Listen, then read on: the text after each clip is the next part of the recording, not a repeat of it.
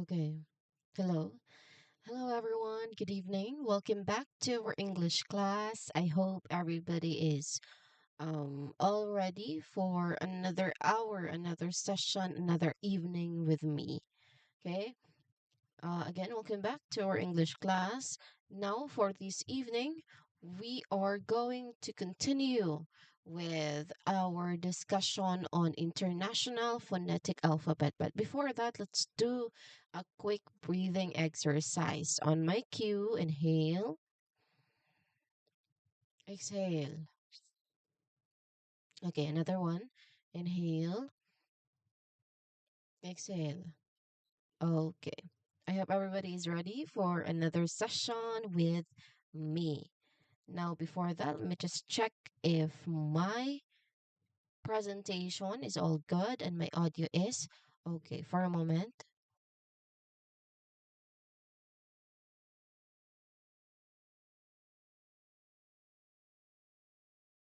Okay, everything is good. We can proceed or we can start with our continuation on the discussion about IPA or International Phonetic Alphabet. Okay. Now, what did we do last meeting? Since again, I've mentioned that this is a continuation, so we started already with a discussion about the IPA. Now, again, last time, um, I emphasized again that what you see in English, what you see isn't always what you hear, meaning we saw how English spelling can be quite inconsistent with silent letters, multiple letters making one sound, and even one letter making many sounds. So we concluded that we really need a better system to consistently understand and produce English sounds, right? Well, of course, last meeting we discussed about that better system, and that is the IPA or the International Phonetic Alphabet. Now we explored we started exploring about the IPA. Now, again, as I've mentioned or reminded you that don't let the fancy name scare you. Think of the IPA as like the universal map for sounds. No, that is the IPA. No, meaning International Phonetic Alphabet does not only apply to English language, but all languages. So for English, it gives us a precise symbol for each of those 44 sounds we mentioned last time. The beauty of the IPA is that each symbol represents only one sound, and each sound is represented by one symbol only. So no more guessing. No, it cuts through all the spelling confusion and focuses purely on how sounds are made. So that is what IPA is. And it's just about giving you a powerful tool that you can use to confidently look up and learn the pronunciation of any English word without being tricked by its spelling. It's a game changer for clear communication. Okay? Because again, English language is very complex. It's a difficult language to learn, especially when it comes to knowing the pronunciation of a word or the spelling of the word, because again, it does not match at all times. No, there are plenty of complexities that English spelling presents. So it's it's a reminder to you that relying on the alphabet alone to guide pronunciation is like trying to navigate a maze without a map. Okay, so that is where the International Phonetic Alphabet comes in. It's a map that will guide us through the sounds of English, providing a clear, unique symbol for every single sound, regardless of how it is spelled. So yeah, spelling is really not enough. No, so how do we get the clear pronunciation? Of course, we use the IPA. Now, let's take a quick look or walk through what you are seeing here. So this is the IPA chart or the International Phonetic Alphabet chart, or we also call it phonemic chart. Now again, this is for the English language. So we expect that there are 44 symbols in total here. Let's see, 3, 6, 6, 12, 18, 24, 30, 36, or 7, 38, 39, 40, 41, 42, 43, 44 symbols in total. Because again, reminding you that how many alphabet letters are there in English language? There are 26 alphabet letters, but how many sounds are there in the English language? There are 44 sounds, under which for the vowels, which we have five alphabet vowels, English alphabet vowels, under that, we have 19 sounds, almost five times of the number of the vowels. So that is really not one is to one, right? How about consonants? So 20 plus 23. There are 20 one consonants, but there are 20 plus of the sounds. So it's also complicated. Okay. Now again, let's look at this particular chart that we have here on the left side. You'll see it's clearly divided into vowels at the top, this one, and consonants at the bottom. So this helps us organize different types of sounds. Under the vowel section, you will notice two main columns. We have the monophthongs and the diphthongs. Now, as defined last meeting, again, monophthongs are single, pure vowel sounds where your tongue stays in roughly one position. Okay? Diphthongs, on the other hand, are those gliding vowel sounds we touched on earlier, where your tongue moves from one vowel position to another within a single syllable. And below that, in the yellow section, you all have the consonants. Each symbol here represents a unique consonant sound in English. Okay? Now, reminding you, don't be confused with this particular headline. Okay, for monophthongs and diphthongs. So again, monophthongs and diphthongs, they are only applied to the vowels, not in consonants, because you might get confused and say, so b, b, and t. So these area are all monophthongs. No. Okay, there are no monophthongs or diphthongs for consonants, vowels only. Okay. All right. Now, another thing, no, what to notice for the chart itself, the main thing to observe is that there is box, right? Every box has one symbol. All these symbols, 44 symbols, there are um they are put inside a box. So this is the IP symbol for that particular sound. Second, every box has an example word. Okay, for example, that's one. Again, this is long E. So E, sheep. This one, short E or quick E, we have ship. Good. Shoot.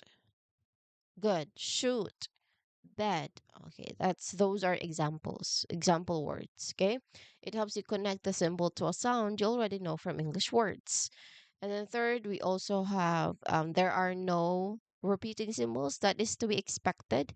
Each symbol is unique to one sound. So meaning one is the one. One symbol represents one sound. And then there are no confusing spellings here. The symbol is the sound. If you just remember these symbols, then it would be very much easier for you to pronounce the word without being confused by its spelling. Okay, so this chart is our reliable guide. When you look up a word in a dictionary, you'll often see its pronunciation written in these very IPA symbols. Okay, instead of trying to guess based on OUGH, like in thought, you learn to realize and recognize the IPA symbols that accurately tell you exactly how to pronounce it. Okay, so this is your map. Don't feel overwhelmed by all the symbols. We'll be focusing on different sections and specific sounds in future sessions. So, yesterday, and not yesterday, but last meeting, what did we start with?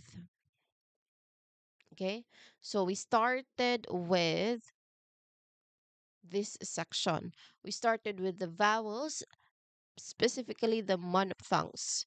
Aside from that, before we do a review on the monophthongs, we also did some of this Mm-hmm. This one? Okay. So we identified, no, it's just an introduction about the IPA so that you really understand why you are learning this one and why is it important in your life, especially considering in the context of you learning English language. Okay? It's very important that we understand why are we doing this before we are doing this.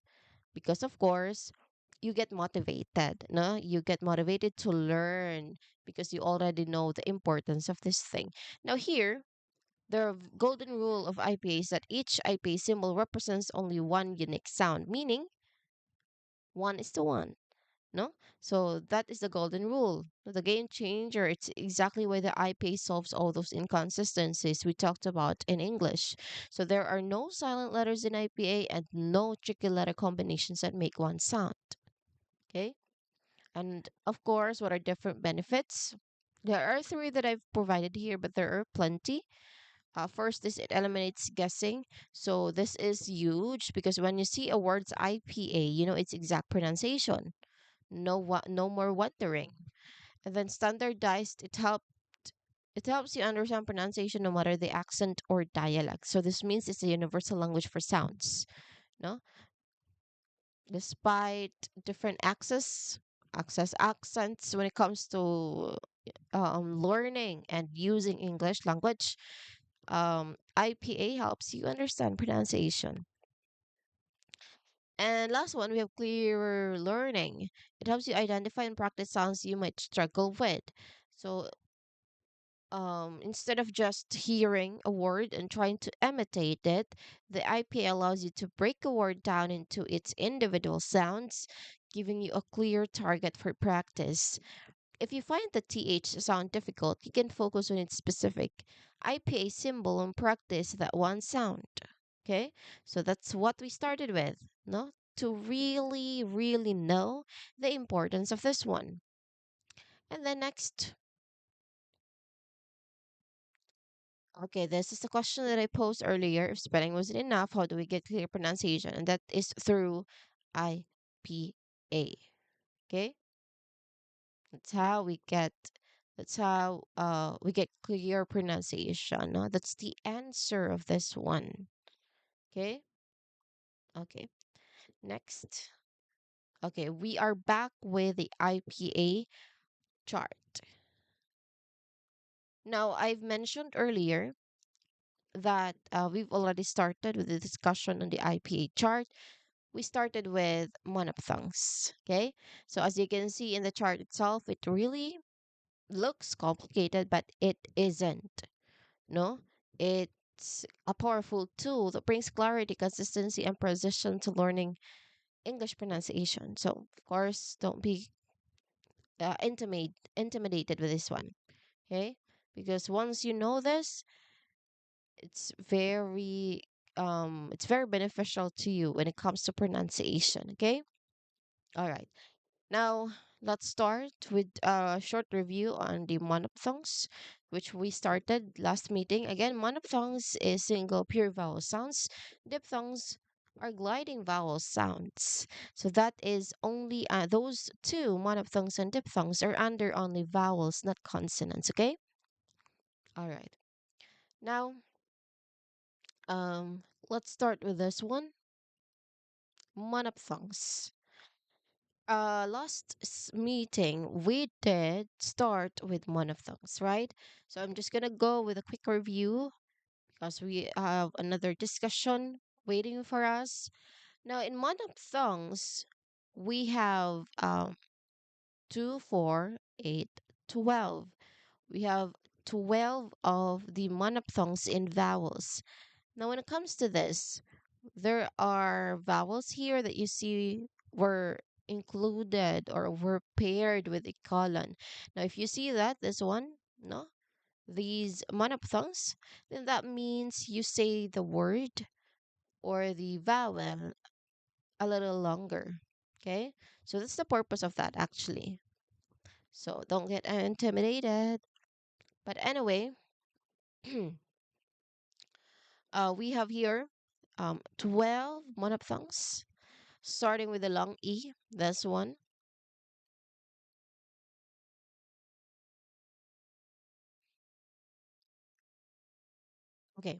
Starting with this one, this is a long E because again, our clue here is the colon.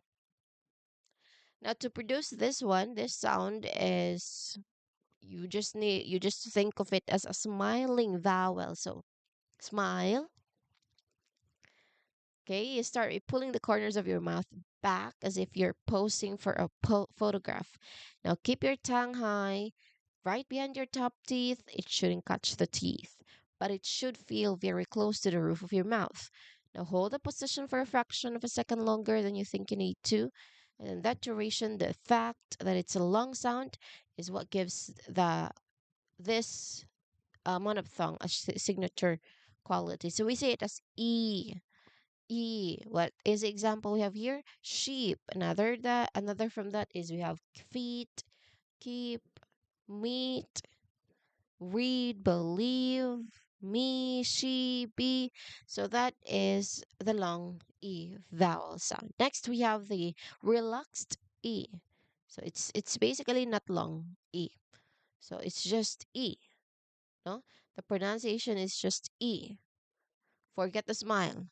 Okay? So you take your jaw and let it hang just a tiny bit looser than you would for a normal neutral expression. Okay? So the example we have here, it says ship. E, ship. So far we have E, sheep, and E, ship. Okay? Next to that is this one. Ooh. Oh, this is also relaxed. No, a relaxed back vowel sounds. So that is ooh. We say good. And then ooh, this is long ooh. We say shoot. Next to that is bed. So here in this is a mid-front vowel sound. So to produce it, um, say the word bed. Now hold the sound in the middle. So bed, bed, bed. Do you feel how your jaw is just a little bit open? It's not a smile and it's not definitely a yawn. It's right in the middle. Your tongue is resting quietly behind your lower teeth.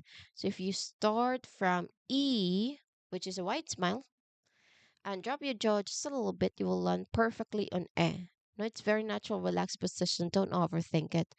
Again, we say it as E, E. Examples are bed, met, read, bread, had, led, said, friend. Okay, those are some examples. Next to that is this is the schwa sound. So this one, it's complete relaxation. Okay, so you can think of the schwa as a nothing sound. You make to make it. Don't try to make a sound at all. Just open your mouth about half an inch and relax your tongue entirely.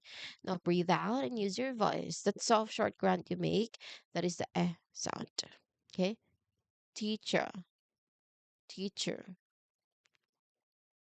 Okay, so that is the schwa sound. Now, when it comes to the schwa sound, the most important lesson you will give and you will learn, of course, is in English we do not emphasize every syllable. We use the schwa to swallow the unstressed syllables. So again, as I've mentioned, you just act like you just act this sound, the schwa sound, this upside down E as a nothing sound. So it's usually used in unstressed syllables. So take the word teacher here. The first syllable is teach, that is stressed. Teacher. It's loud, long, and clear. Teacher. The second syllable is a schwa sound. We don't say teacher. We say teacher. Teacher. Okay. So any vowel a, e, I, o, u can become a schwa if it is an unstressed syllable. For example, the a in about becomes about, about. The e in taken becomes taken, taken, taken. O in today becomes today, today. Okay, so that is the schwa sound. Next, we have this one, the hard relaxed sound. Now, this is fascinating, no, because you can think of it as a thinking sound. The long noise we make when we are trying to remember something, to make it keep your mouth in a relaxed, neutral shape. Don't move your lips at all. Now, lengthen the sound. It's not a quick grand like schwas. It's a sustained, controlled vibration. So let your tongue just hover in the middle of your mouth. If you're a native speaker of a rhotic dialect, focus on the R quality at the end, and then this sound should feel very smooth, almost like a hum. Okay? Okay. Now, students often confuse the bird and the bed vowel sounds, or even the far vowel sounds. Okay? Well, the difference is that for bed, your tongue is fronted and the sounds are short. For bird, your tongue is pulled back to the center and the sound is long. Okay? Now, the example for this one is burn turners for her terms or person, short girl first. Okay. Next, we have open mid back vowel. Okay, this one. Um, this is basically just door. So we have colon here, so we use it as a long sound. Okay. All right. For do, the lips are in a tight small circle. For door, the lips are in a wider, more relaxed one. The jaw is much lower. Okay. Another example for that is talk, walk, saw, caught, taught, pause. Okay. So the physical mechanics, how to shape your mouth. Um, this one, where is it? This one. Okay. Think of it as the extreme open sound. To make it, pretend you're visiting the dentist and they ask you to say ah. Now, while keeping your mouth wide, trying to make an S sound. It's like a mix of A and E. Keep your tongue pressed firmly against your bottom teeth. So if your tongue starts to lift up, you're making the wrong and it should be wide, flat, and open. Say cat, and aggressive. Exaggerate the openness. Cat. I feel that space inside your mouth. Cat. Okay. Next, we have this one, the wedge. This one's easy. Think of it as a surprise sound. Imagine you're lightly surprised. You might say ha. The vowel in that ha is exactly that sound. To make it, you drop your jaw, relax your face completely, and keep your tongue neutral. Now make it short and strong. It shouldn't be long, like long. Okay, so that is it. Another example is up, cup, luck, sun, love, sun, money. Come in, come, or come in. Tough, rough, country, cousin. Okay, next we have this one, far. Okay, that's still a long vowel sound. We have the colon. So think of it as a doctor's office when the doctor asks you to say, that is exactly what we are doing here. Keep your mouth shut. Keep your mouth wide, pull your tongue back, and keep your lips totally still. It is a long, deep, resonant sound. Say far and notice how the sound is stuck in the back of your throat. That is the R resonance.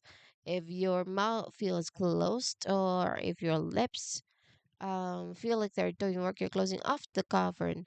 Let it all hang open. Okay. And then we move on to the last monophthong. Okay. This one, you can think of it as like a shortcut. Start by saying as in father, but quickly round your lips just a little bit. It's like a hybrid. No, the back tongue position of far combined with the lip stage of door. Okay. So that is our school. All right. So again, those are for the monophthongs. Okay. Any question for the monophthongs? Do you have any questions? I guess none. So if you have any kind of responses that you would want me to know, you can always use our phone or you can use a text message. Okay? Thanks.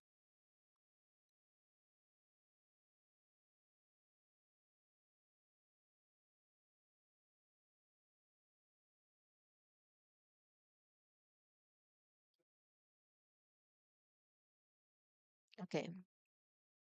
So at this time, we're going to discuss the diphthongs. Okay, diphthongs. But before that, let me just get a.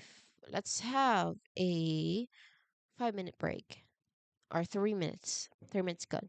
So we'll be back by 6:39. Okay. See you.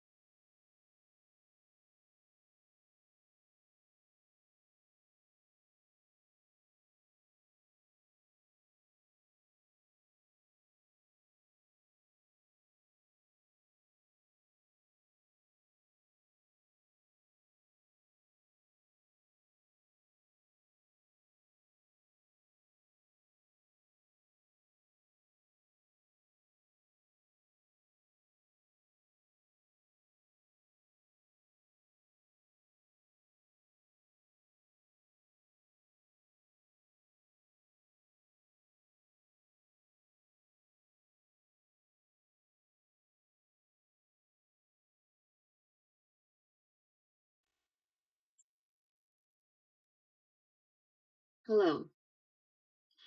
Okay.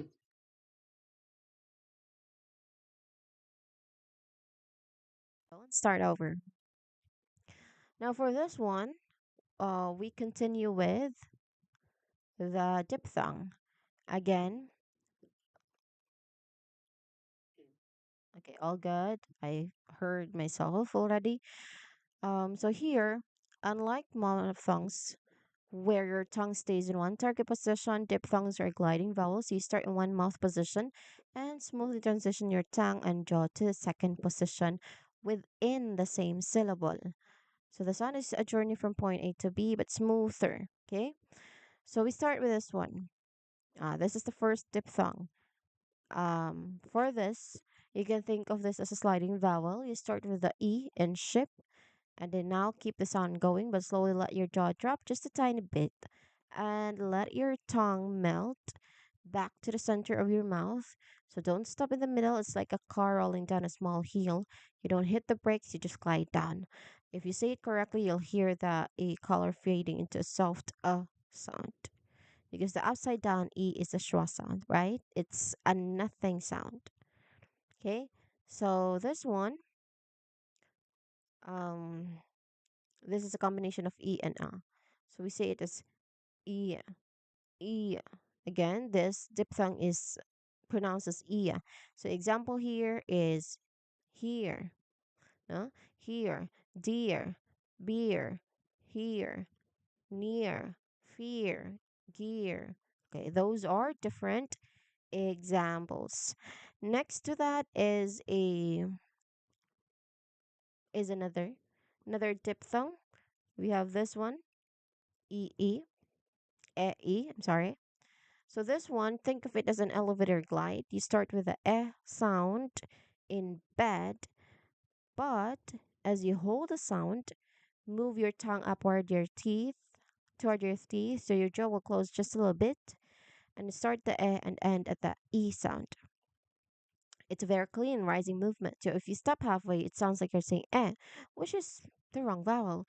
You keep the movement going until you feel your tongue hit that higher E position. Okay? So we say it as A, wait, A, A, A, wait, wait. So A, but faster. A, wait, wait. Okay? Another example is date, fame, cake, wait, rain, main, day, play, say. Those are examples of this diphthong. Next diphthong, we have this one. Okay, this one. For this, you can think of this as a packer to relax glide. You start by saying ooh, as in book, but only a split second. Then immediately let your lips drop to a neutral shape and move your tongue to the middle of your mouth. It's like you're starting to whistle, but you change your mind halfway through. So try saying tour, tour, tour. If you feel that quick movement from around the lips to a relaxed mouth, you're doing it perfectly. Tour, tour. So here example is tourist. Another is pure, cure, endure, ensure, poor, more. Okay. Next diphthong is this one. Okay. The fourth diphthong is um a two-part jump. You start by making the O sound in door. Now, while keeping the sound going, quickly jump your tongue to the front of your mouth to make the E sound in ship. So it's a very glide, energetic glide. So you start with deep and rounded and then end with front and flat. So you say the word boy slowly. Boy, oi. So if you feel your tongue moving forward in your mouth, you're doing it perfectly. Boy, toy, joy, royal, coin, noise, voice, point. Okay? Those are some examples for this diphthong. Next diphthong, the fifth one is this one. So this thing is a mountain glide. You start at the very bottom of the mountain. Your mouth is wide open, your tongue is flat, and then you climb the mountain by moving your tongue forward and upward until your jaw is only slightly open. You start at that and at E. Say my slowly. My. Not my. Okay, this one. Okay? So that is for the I sound. So this is, I'm talking about this one. I. So my. My. If your mouth doesn't start wide and end mostly closed, you have finished the climb. So that is my. Okay? My. Fine, time, kite, smile, pie, lie, tie. I. That's my. Next, we have this one. Okay? This one. Now think of this as wide to round glide. You start with big sound. Your mouth should be nice and open. Now as you hold that sound, quickly round your lips into a tight O shape. It's like you are surprised and then suddenly remember to blow a bubble. So you say cow, slowly, cow. If your lips don't move from a neutral shape to a circle, you're missing the light. So it's ow, ow, cow, loud, mouse, house, ground, now, how, brown, down. Okay? So that is it. And then another one is this one. Okay? Now, this is a relaxing glide. Start by saying the word bed, but instead of finishing the sound, you let your tongue slide back into the center of your mouth while you soften your facial muscles. It's like you're starting to say bed and then changing your mind, ending with a soft instead. Say hair, hair, hair. If you feel your tongue moving from a tighter position to a softer one in the middle of your mouth, you've nailed the glide. Okay? Hair. So it's a, hair, fair, pair, chair, care, stare, share, rare. Okay, so those are some examples for this particular diphthong. Any questions?